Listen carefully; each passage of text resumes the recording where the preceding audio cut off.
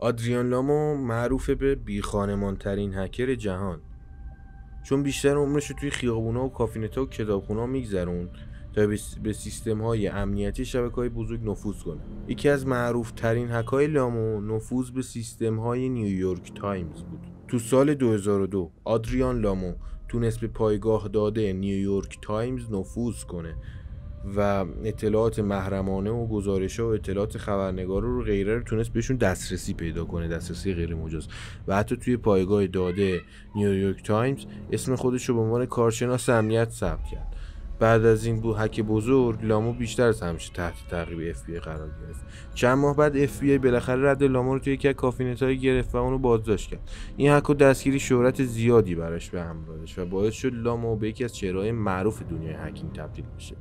بعدا خودش گفت به خاطر چالش هک کردن و کنجکاوی و اینجور داستانا هک می‌کرده تا به خاطر منافع مالی.